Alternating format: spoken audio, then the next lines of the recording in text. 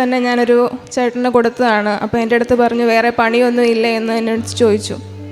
അത് ചോദിച്ചപ്പോൾ എനിക്ക് ഭയങ്കര വിഷമമായി. ഞാൻ തിരിച്ചു വന്ന് ഈശോയോട് പ്രാർത്ഥിച്ചു, ഈശോയെ എന്തുകൊണ്ടാണ് ക്രിസ്ത്യൻസ് തന്നെ ഇതിനെ അവിശ്വസിക്കുന്നത്, എങ്ങനെയാണ് ഇതിനെ ഒന്ന് ബോധ്യപ്പെടുത്തുക എന്നുള്ളൊരു ചോദ്യം എൻ്റെ മനസ്സിൽ ഭയങ്കരമായിട്ടും വന്നു. അങ്ങനെ 3-4 ദിവസം ഞാൻ ഇതിനെ ഓർത്ത് സങ്കടപ്പെട്ടുകൊണ്ടിരുന്നു, ഈശോയോട് പ്രാർത്ഥിച്ചു. ഒരു ദിവസം രാത്രി എനിക്ക് ഒരു സ്വപ്നം ഉണ്ടാവുകയാണ്. ബഹുമാനപ്പെട്ട ജോസഫ് അച്ഛനെ ഞാൻ സ്വപ്നം കാണുകയാണ്. അച്ഛൻ അപ്പോൾ സ്വപ്നത്തിൽ എന്നോട് പറഞ്ഞത്, നീ 4-ാമത്തെ സുവിശേഷം 7-ാം അധ്യായം എടുത്ത് വായിക്കുക, നിനക്ക് ഉത്തരം ലഭിക്കുമെന്ന് പറഞ്ഞു. അങ്ങനെ ഞാൻ രാവിലെ എഴുന്നേറ്റ ഉടനെ തന്നെ ഞാൻ ബൈബിൾ തുറന്ന് 7-ാം അധ്യായം നോക്കി. അങ്ങനെ നോക്കിയപ്പോൾ അവസാനത്തെ ഭാഗത്ത് എഴുതിയിരിക്കുന്നത്, ഈശോ വചനം പ്രഘോഷിച്ചുകൊണ്ടിരിക്കുന്നു. അപ്പോൾ കുറേ പേര് വിശ്വസിക്കുന്നു, കുറച്ചധികം പേര് എതിർക്കുന്നു. അതിൽ സിനഗോഗ് അധികാരികൾ തന്നെയാണ് കൂടുതലും എതിർപ്പ് പ്രകടിപ്പിക്കുന്നത്. അപ്പോൾ അതിൻ്റെ അകത്ത് ചോദ്യം ചോദിക്കുന്നത്, ഒരുവന് പറയാനുള്ളത് കേൾക്കാതെയും അവൻ ചെയ്യുന്ന എന്താണെന്ന് അറിയാതെയും അവനെ വിധിക്കുവാൻ ആർക്കും അവകാശമില്ലല്ലോ എന്നാണ്. അത് അത്രയും വായിച്ചപ്പോൾ എനിക്ക് മനസ്സിലായി, ഈശോ പ്രസംഗിച്ചപ്പോൾ ഈശോയ്ക്ക് തന്നെ ഈ ഒരു തിരിച്ചടി നേരിട്ടിട്ടുണ്ട്. ഈശോ പറയുന്നത് വിശ്വസിച്ചവരുണ്ട്, അവിശ്വസിച്ചവരുണ്ട്, കളിയാക്കിയവരുണ്ട്. അപ്പോൾ ഇന്നും നമ്മൾ ഉടമ്പടി എടുക്കുമ്പോഴത്തേക്കും ഈശോ പറയുന്നത് പോലെ ചെയ്യുവാനാണ് നമ്മളോട് ഉടമ്പടിയിൽ ആവശ്യപ്പെടുന്നത്. നല്ല മനുഷ്യനാകുവാനും മറ്റുള്ളവരോട് ക്ഷമിക്കാനും കാരുണ്യ പ്രവർത്തികൾ ചെയ്യുവാനും ഈശോയുടെ പ്രേക്ഷിതരായി ജീവിക്കാനൊക്കെയാണ് നമ്മളോട് ആവശ്യപ്പെടുന്നത്. ഇതൊരു നല്ലൊരു മനുഷ്യനാക്കുവാനുള്ള ഒരു പുതിയ കാലത്തെ പുതിയ ഉടമ്പടിയാണ്. അത് മനസ്സിലാക്കി എല്ലാവരും അതിനനുസരിച്ച് പ്രവർത്തിക്കുവാനാണ് ഇപ്പോൾ ഞാൻ പ്രാർത്ഥിക്കാറ്. തിരുനാമത്തിന് മഹത്വം ഉണ്ടായിരിക്കട്ടെ. എൻ്റെ പേര് ജസ്ലിൻ, ഞാനൊരു ഡോക്ടറാണ്. ഞാൻ ചങ്ങനാശ്ശേരിയിൽ നിന്നാണ് വരുന്നത്. ഇത് 2-ാമത്തെ തവണയാണ് ഈ പരിശുദ്ധ അൾത്താരയിൽ നിന്ന് ഈശോയുടെയും അമ്മയുടെയും സാക്ഷിയായി ഞാൻ നിൽക്കുന്നത്. ഇതിനു മുമ്പ് ഞാൻ സാക്ഷ്യം പറഞ്ഞത് എൻ്റെ പപ്പായുടെ ഉടമ്പടിയുടെ കീഴിൽ നിന്നുകൊണ്ടാണ്. അന്ന് light a candle prayer request ഇട്ടും പപ്പായുടെ ഉടമ്പടിയിലൂടെയും എനിക്ക് കിട്ടിയ അത്ഭുതങ്ങളെക്കുറിച്ചാണ് ഞാൻ സാക്ഷ്യം പറഞ്ഞിട്ടുള്ളത്. ഇന്ന് എൻ്റെ ഉടമ്പടിയിൽ നിന്ന് തന്നെ എനിക്ക് ലഭിച്ച അനുഗ്രഹങ്ങളെക്കുറിച്ചാണ് ഞാൻ സാക്ഷ്യപ്പെടുത്തുന്നത്. കഴിഞ്ഞ വർഷമാണ് ഞാൻ മെയ് 20-ലാണ് ഞാൻ ഉടമ്പടി എടുത്തത്. എൻ്റെ 1-ാമത്തെ നിയോഗം എനിക്കൊരു ഗവൺമെൻറ് ജോലി ലഭിക്കണം എന്നുള്ളതായിരുന്നു. അപ്പം ഗവൺമെൻറ് ജോലി എനിക്ക് ഇന്നലെ എൻ്റെ അപ്പോയിൻമെൻറ്റ് ഓർഡർ എനിക്ക് ലഭിച്ചു. അസിസ്റ്റൻറ്റ് പ്രൊഫസറായിട്ട് ഗവൺമെൻറ് മെഡിക്കൽ കോളേജിൽ എനിക്ക് അപ്പോയിൻമെൻറ്റ് ഓർഡർ ലഭിച്ചു. അതിൻ്റെ നാൾ വഴി എന്ന് പറയുന്നത്, പപ്പ ഉടമ്പടി എടുത്തതിന് ശേഷമാണ് ഈ എക്സാമിനുള്ള നോട്ടിഫിക്കേഷൻ വിളിച്ചത്. പപ്പായുടെ ഉടമ്പടിയുടെ കീഴിൽ നിന്നാണ് ഞാൻ പരീക്ഷ എഴുതിയത്. അതിനുശേഷം ഇൻ്റർവ്യൂവിന് മുമ്പായിട്ടാണ് ഞാൻ വന്ന് ഉടമ്പടി എടുക്കുകയും അച്ഛൻ്റെ ബ്ലെസ്സിങ് സ്വീകരിച്ച് ഞാൻ ഇൻ്റർവ്യൂവിന് പങ്കെടുക്കുകയും ചെയ്തു. ഉടമ്പടി നേർച്ച വസ്തുക്കൾ ഉപയോഗിച്ചിരുന്നു. അതിൻ്റെ ഫലമായിട്ട് എനിക്ക് നന്നായിട്ട് ആ ഉടമ്പടിയിൽ പെർഫോം ചെയ്യാൻ പറ്റി, മെയിൻ ലിസ്റ്റിൽ വന്നു. അതിനുശേഷവും വേക്കൻസി റിപ്പോർട്ട് ചെയ്യാത്തത് കൊണ്ട് എൻ്റെ ജോലി ലേറ്റ് ആയിക്കൊണ്ടിരിക്കുകയായിരുന്നു. അപ്പോൾ ഞാൻ ഉടമ്പടി പുതുക്കാൻ വന്ന സമയത്ത് വീണ്ടും നിയോഗം സമർപ്പിച്ചു. വേക്കൻസി എത്രയും പെട്ടെന്ന് അമ്മ മാതാവ് തന്നെ എനിക്ക് വേണ്ടി റിപ്പോർട്ട് ചെയ്യണം എന്ന് ഞാൻ നിയോഗത്തിൽ വെച്ച് പ്രാർത്ഥിച്ചു. ഉടമ്പടി പുതുക്കാൻ വന്ന സമയത്ത് മെയ് മാസം വണക്കത്തിനുള്ള നിയോഗങ്ങൾ സമർപ്പിക്കാനും നമുക്ക് പറ്റുന്നൊരു സമയമായിരുന്നു. അപ്പോൾ ഞാൻ ആ നിയോഗം സമർപ്പിക്കാൻ വേണ്ടി ചെന്നപ്പോൾ അവിടുത്തെ ബ്രദർ പറഞ്ഞു, ഒരു ഡേറ്റ് എഴുതിയിട്ട് മോളെ, മാതാവ് അതിൽ പ്രവർത്തിക്കുമെന്ന് പറഞ്ഞു. അങ്ങനെ പെട്ടെന്ന് എൻ്റെ മനസ്സിൽ അന്ന് വന്നൊരു ഡേറ്റാണ് മെയ് 5 എന്നുള്ളത്. അങ്ങനെ 5-ാം തീയതി പ്രാർത്ഥനയ്ക്കായിട്ട് ഞാൻ ഡേറ്റ് സമർപ്പിച്ച് ഇവിടെ നിന്ന് മടങ്ങി. അതിലും ഞാൻ ഈ വേക്കൻസി റിപ്പോർട്ട് ചെയ്യുന്ന കാര്യം തന്നെയായിരുന്നു വെച്ചിരുന്നത്. അങ്ങനെ അതിനു വേണ്ടി പ്രാർത്ഥിച്ചു. മെയ് 5 ഒരു ഞായറാഴ്ചയായിരുന്നു. അപ്പോൾ അതിൻ്റെ നെക്സ്റ്റ് വർക്കിംഗ് ഡേ തന്നെ മാതാവ് എനിക്ക് വേണ്ടി ഒരു അത്ഭുതം പ്രവർത്തിക്കുമെന്ന് ഞാൻ പൂർണ്ണമായും വിശ്വസിച്ചിരുന്നു. എൻ്റെ കുടുംബവും എൻ്റെ കൂടെ തന്നെ ഇരുന്ന് പ്രാർത്ഥിച്ചു. അങ്ങനെ മെയ് 6-ാം തീയതി നമ്മൾ അറിയുകയാണ്, എനിക്ക് ആവശ്യമായിട്ടുള്ള ആ ഒരു വേക്കൻസി കറക്റ്റായിട്ട് PSCയിൽ റിപ്പോർട്ട് ചെയ്തിരിക്കുകയാണ്. അതെനിക്ക് വേണ്ടി അമ്മ മാതാവ് തന്നെയാണ് പ്രവർത്തിച്ചത് ഞാൻ പൂർണ്ണമായും വിശ്വസിക്കുന്നു. കാരണം അതുവരെ റിപ്പോർട്ട് ചെയ്യാതിരുന്ന വേക്കൻസി ഈ 5-ാം തീയതി എന്ന ഡേറ്റിട്ട് ഞാൻ പ്രാർത്ഥിച്ചതിന് ശേഷം പിറ്റേ ദിവസം തന്നെയാണ് റിപ്പോർട്ട് ചെയ്യപ്പെട്ടത്, നമ്മൾ അറിയുന്നത്. അതിനുവേണ്ടി പരിശുദ്ധ അമ്മയോടും തിരുക്കുമാരനോടും ഞാൻ 1000 നന്ദി പറയുകയാണ്. അതിനെ തുടർന്ന് എനിക്ക് കഴിഞ്ഞ ദിവസമാണ് അപ്പോയിൻമെൻറ്റ് ഓർഡർ ലഭിച്ചത്. ജോലിയിൽ പ്രവേശിക്കുന്നതിന് മുമ്പായിട്ട് പരിശുദ്ധ അമ്മയുടെ സന്നിധിയിൽ വന്ന് എൻ്റെ ലെറ്റർ സമർപ്പിക്കുവാനും അമ്മയുടെ അനുഗ്രഹം സ്വീകരിച്ചിട്ട് ജോലിയിൽ പ്രവേശിക്കുവാനും സാക്ഷ്യം പറയാൻ വേണ്ടിയാണ് ഇന്ന് തന്നെ ഞാൻ വന്നത്. അതാണ് എൻ്റെ ആദ്യത്തെ സാക്ഷ്യം.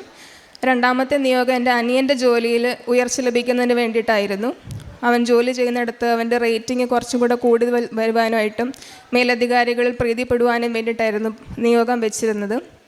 അതിൻ്റെ ഫലമായിട്ട് അവന് കഴിഞ്ഞ പ്രാവശ്യം ഉയർന്ന റേറ്റിംഗ് കിട്ടുകയും കൂടെ ഉണ്ടായിരുന്നവരിൽ നിന്ന് ഏറ്റവും ഉയർന്ന റേറ്റിംഗ് കിട്ടുകയും അവന് ജോലിയിൽ ഇൻക്രിമെൻ്റ് ലഭിക്കുകയും ചെയ്തു, പ്രൊമോഷൻ ലഭിക്കുകയും ചെയ്തു. അതിനായിട്ട് പരിശുദ്ധ അമ്മയോടും തിരുക്കുമാരനോടും കോടാനുകോടി നന്ദി പറയുന്നു. പിന്നെ എനിക്ക് കിട്ടിയ 2 സൗഖ്യങ്ങളാണ്. എനിക്ക് ഒരു ദിവസം പെട്ടെന്ന് രാവിലെ എഴുന്നേറ്റപ്പം ഞാൻ ഉറങ്ങിക്കിടക്കുകയായിരുന്നു. വെളുപ്പിനെ 5 മണിയായപ്പോൾ എനിക്ക് അപ്പർ ലിപ്പിൽ ഒരു ട്വിച്ചിങ് പോലെ, തുടിപ്പ് പോലെ വന്നു. അത് ആ ഒരു അസ്വസ്ഥത മൂലം തന്നെ ഞാൻ എഴുന്നേറ്റ് രാവിലെ അത് കൂടിക്കൂടി വന്നു. അങ്ങനെ ഒരു അരമണിക്കൂറോളം അത് നീണ്ടു നിന്നു. അതിനിടയ്ക്ക് എനിക്ക് ഉള്ളിൽ തോന്നുകയാണ് പെട്ടെന്ന് ജപമാല ചൊല്ലണമെന്ന് തോന്നുകയാണ്.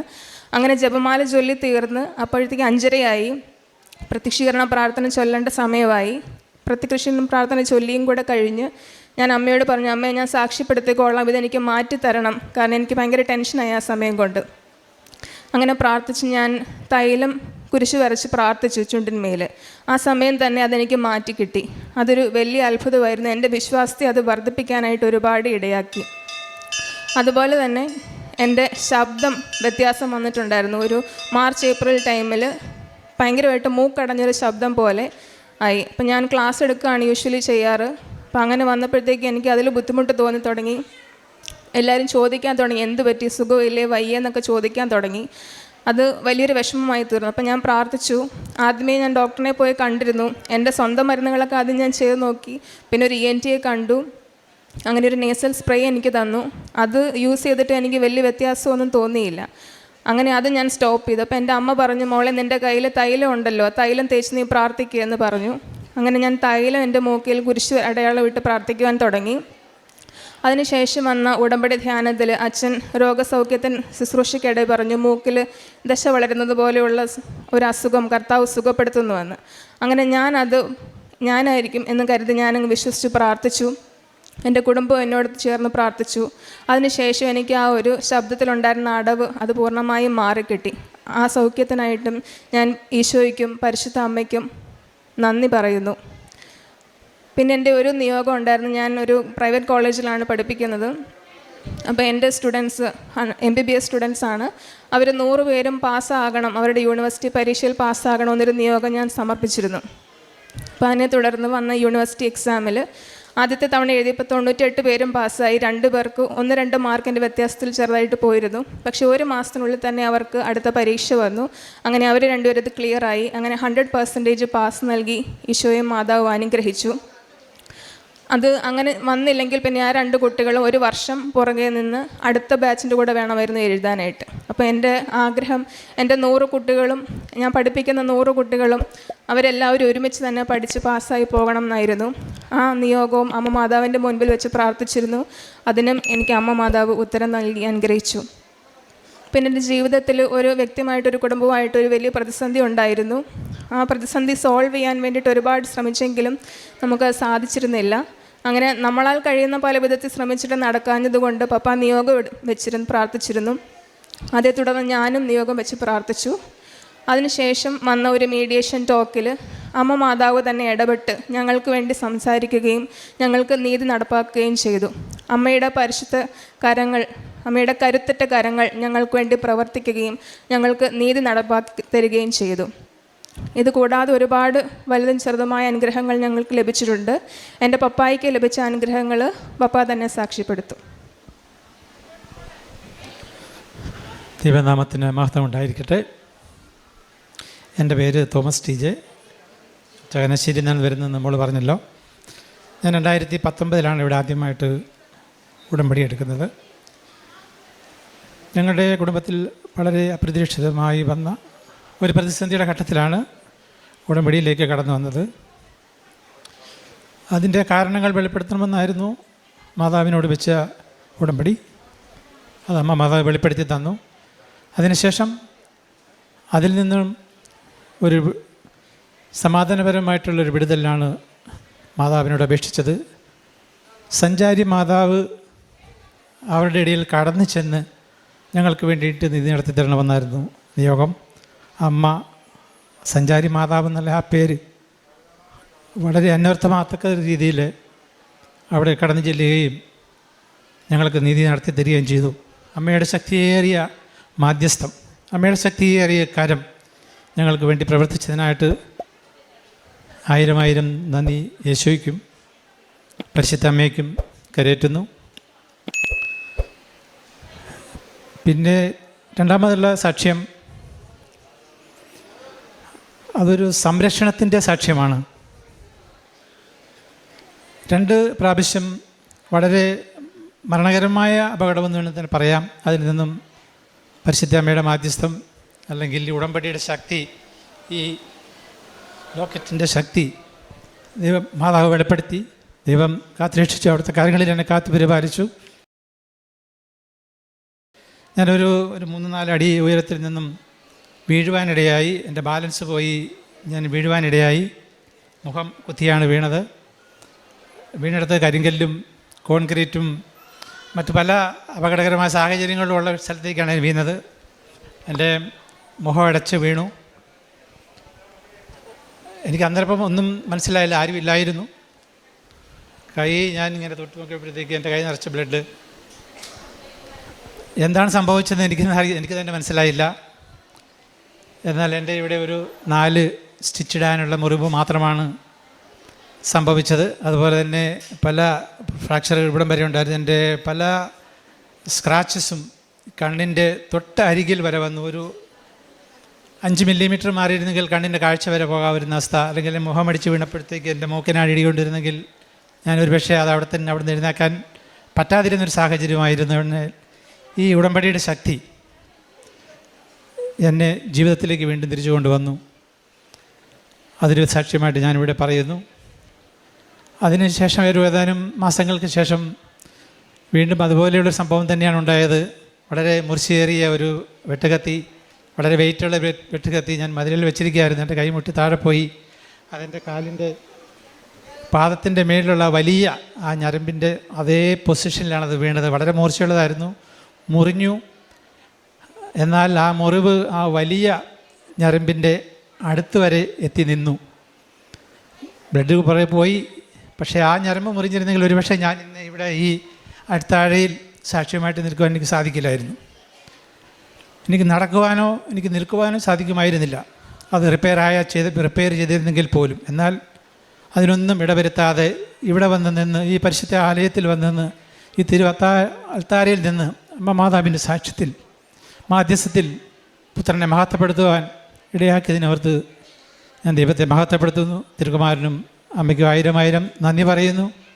2-3 കോഴ്സ് ആൻറ്റിബയോട്ടിക് 3 കോഴ്സുള്ള ആൻറ്റിബയോട്ടിക് എടുത്തിട്ടും ആ മുറിവ് ഉണങ്ങിയിരുന്നില്ല. അത് സ്റ്റിച്ചിടാനായിട്ട് ഞാൻ അലസത കാണിച്ചു. പക്ഷേ അതുകൊണ്ട് 2-3 ആൻറ്റിബയോട്ടിക് എടുക്കേണ്ടി വന്നു. എന്നിട്ടും കുറഞ്ഞില്ല, മുറിവില്ല, ഉണങ്ങുന്നില്ലായിരുന്നു. അവസാനം ഉടമ്പടി ഉപ്പും അതിൻ്റെ വെള്ളം കൊണ്ട് കഴുകുകയും തൈലം പുരട്ടി, എൻ്റെ വൈഫാണ് ഡ്രസ്സ് ചെയ്തുകൊണ്ടിരുന്നത്, അവിടെ തൈലം പുരട്ടി പ്രാർത്ഥിക്കുകയൊക്കെ ചെയ്തുകൊണ്ട്